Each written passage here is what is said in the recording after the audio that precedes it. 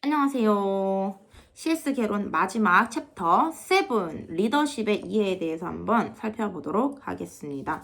자, 마지막 파트니까 우리 한번 힘내 봅시다. 자, 먼저 리더십의 흐름에 대해서 살펴볼 건데요. 자, 리더십 같은 경우는 특성론이 있고 행위론이 있고 상황론이라는 게 있다. 자, 특성론은 말 그대로 특성, 리더의 특성은 태어나는 거다 라는 겁니다. 리더는 태어나는 거야. 특성이 있어. 그 다음에 행위로는 뭐냐면 아니다.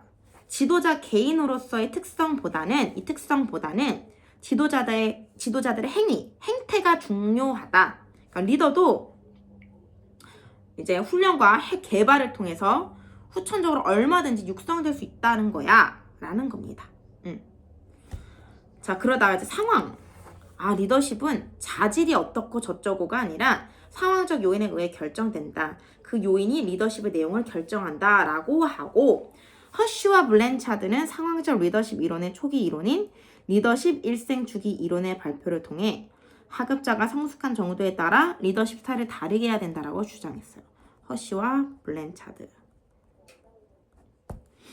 이게 특성론, 행위론, 상황론 이렇게 점차 흐름이 이제 지나가게 되는 거고, 자, 그럼 리더의 역할을 한번 보면, 자, 리더의 역할 일단 케일라 페런과 베벌리 케이가 말하는 현대적 리더십이 있어.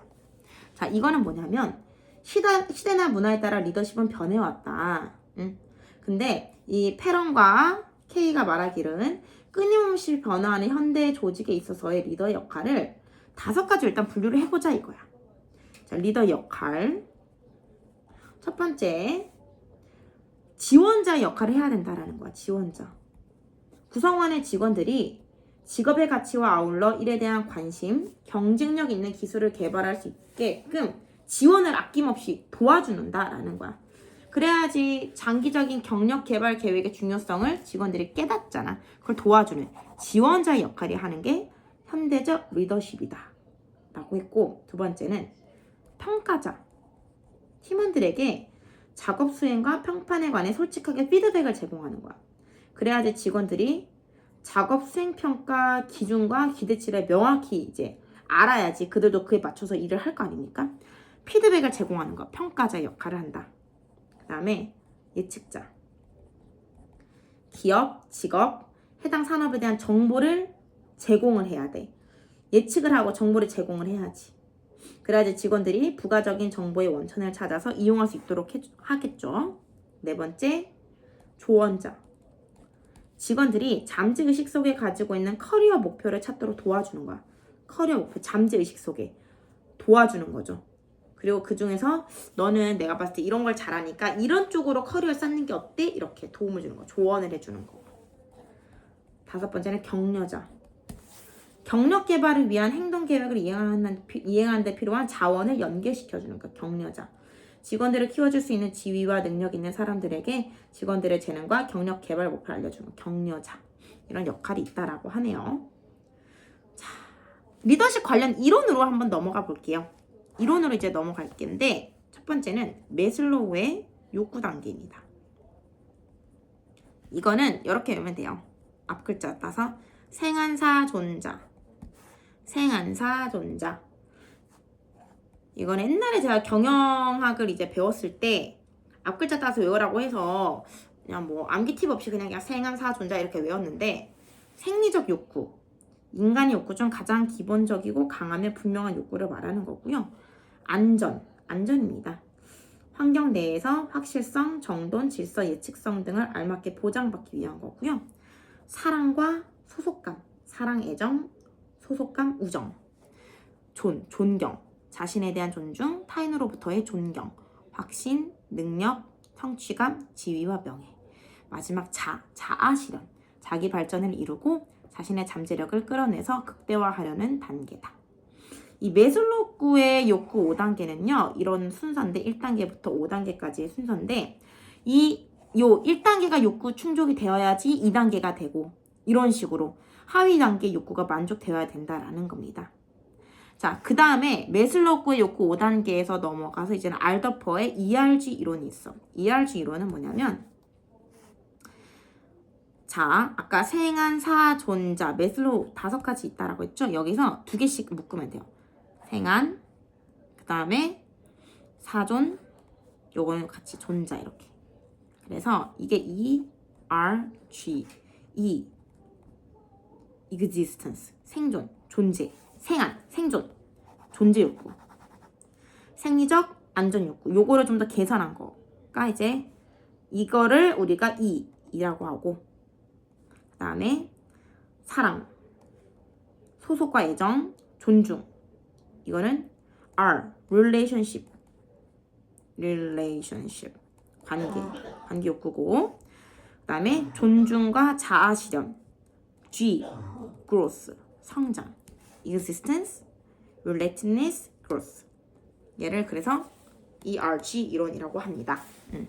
얘는 뭐냐면 얘는 매슬로우와 다르게 하위 욕구가 충족이 되든 안 되든 여러 가지 욕구를 내가 두 개로 이제 묶었잖아요. 동시에 경험할 수 있다라는 거. 여러 욕구는 동시에 경험할 수가 있다라는 거야. 그래서 인간 욕구를 가지고 있고 이 욕구는 체계적으로 정돈될 수 있고 낮은 수준의 욕구와 높은 수준의 욕구 간에는 근본적인 차이가 있으며 욕구가 조직에서 피고용자의 동기를 결정하는 중요한 요인이라고 보았다라는 겁니다. 그 다음에 이제 허츠버그의 동기 위생 이론이라는 게 또 있어요. 이거는 뭐냐면 인간에게는 서로 다른 동기 요인과 위생 요인이 있다. 동기 요인은 좀 긍정적인 거야. 성취, 인정, 일 자체가 있어야지 동기가 되죠. 책임, 승진, 성장 가능성. 성장을 추구하고 업무 만족에 적극적인 영향을 미치는 게 동기 요인이라면 위생 요인은 부정적인 거, 불만족 여부야. 안전, 작업 조건, 대인관계, 임금, 감독, 행정, 방침 이런 거. 위생 요인과 동기 요인이 있다. 허츠버그가 말합니다. 그 다음에 또 이것도 있어. 리더십 이론 중에서는 맥그리거의 XY 이론이 있어요. X는 좀 인간의 낮은 수준의 욕구고 Y는 높은 수준의 욕구거든요. 낮은 거. 인간은 본능적으로 행동한다. 개인이 가장 중요하고 본질적으로 인간은 악해. 인생관도 염세적이고 본질적으로 인간들은 일을 싫어해. 강제적으로 동기화하는 거야. 반면에 Y 이론은 인간은 인본주의에 해당한다, 행동한다. 인생관도 낙관적이고 자발적인 협력에 의해 동기가 유발돼. 얘네들은 집단이 가장 중요해. 본질적으로 인간은 일을 하고 싶어해. 본질적으로 선해. 이런 거, 좀 좋은 거. XY. 자, 그 다음에 리더와 관리자의 차이도 있습니다. 리더와 관리자의 차이. 이거는 뭐냐면 리더는 혁신을 주도해. 창조적이고 개발하고 인간의 초점, 신뢰의 기초, 장기적 안목, 수평적 관점, 무엇을 왜로 질문, 현 상태의 도전, 옳은 일을 하는 거야. what, 무엇을, 옳은 일을. 사람을 다스린다면 반면에 관리자는 그냥 관리만 하는 거. 책임을 수행하고 모방, 유지, 시스템과 구조의 초점, 통제 위주, 단기적 안목, 수직적 관점, 언제, 어떻게, 현 상태를 수용하고 일을 그냥 옳게 하는 거. 어떻게 하면 옳게 할 수 있을까? How. 사람을 거느린다. 이게 워런 베니스가 말하는 리더와 관리자의 차이라고 하네요. 자, 이번에는 이론이 아니라 리더십의 유형을 한번 봐봅시다. 리더십의 유형에는 서번트 리더십이 있는데 서번트 하인이죠. 하인. 그냥 봉사하는 거를 말해요. 타인을 위해 봉사하는 거. 참여적 리더십은 좀 참여를 하게끔 하는 거거든요. 근데 장점과 단점이 있어. 장점은 조직 목표에 대한 참여 동기를 증대시키고 조직 활동에 더 헌신하게 만들고 집단의 지식과 기술 활용이 용이하다. 참여하니까 사람들이. 그치만 반면 시간 소모가 너무 커. 참여적 리더십 같은 경우는. 그리고 타협에 의해 어중간한 결정에 도달할 수도 있고 이 참여적 스타일을 배우기가 쉽지 않죠. 너무 시간 소모가 크니까. 그리고 헌신적이고 성견 지명을 가진 지도자를 갖기가 힘들고 책임 분산으로 누구나 다 참여를 하다 보니까 잘못돼도 책임 분산을 하는 게 힘들어. 그래서 무기력하게 되고 구성원들의 자격이 서로 비슷한 상황에서만 제한적으로 효과성을 발휘할 수 있다는 단점이 또 있어요. 다음은 감성 리더십인데요. 감성 리더십은 다니엘 골먼이 이제 감성 지능 저서에 제시하면서 대중화된 거를 말해요. 부하들의 마음을 좀 헤아리고 감정의 주파수를 맞춰 공감대를 형성하는 걸 말하는데요. 이 업무상 요구되는 이 감성 지능의 요소들이 또 있거든요. 이것도 나오는데 첫 번째, 자신의 기분, 감정과 본능적 욕구와 이것들이 타인에게 미치는 영향을 인식하고 이해하는 것. 나를 어쨌든 이제 나를 알고 타인에게 미친 영향도 인식하는 것. 자아의식. 두 번째, 혼란스러운 충동, 기분을 통제하고 방향을 재조정하는 능력. 재조정, 자기조절인 거죠. 자기조절. 부와 지위를 넘어서는 목표를 위해 일하려는 열정, 에너지, 끈기, 동기부여. 좋죠, 이런 거. 타인의 감춰진 감정을 이해할 수 있는 것. 타인의 감정에 따라가는 거니까 감정이입인 거고. 인간관계 및 네트워크를 구축하고 관계를 유지하는 능력. 라뽀, 대인관계 기술.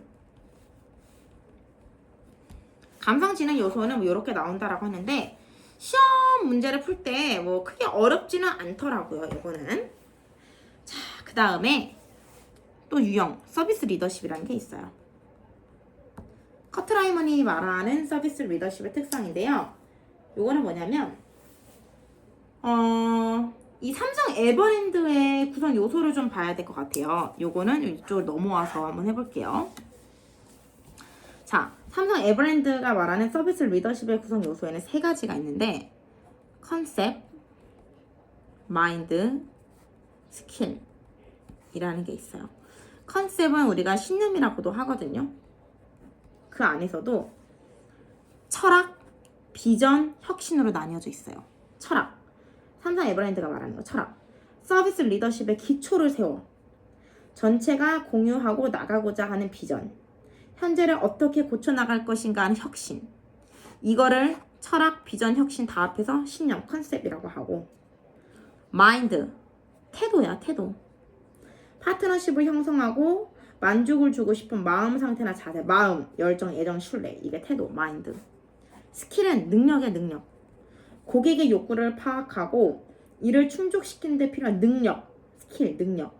서비스 창조 능력, 관리 운영 능력, 인간관계 형성 및 개선 능력.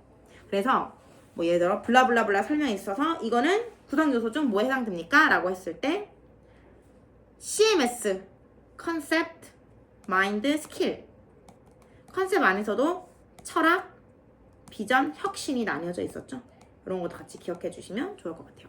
이게 삼성 에버랜드가 말하는 서비스 리더십의 구성 요소다. 서비스 리더십의 구성 요소. 7강은 이렇게 끝!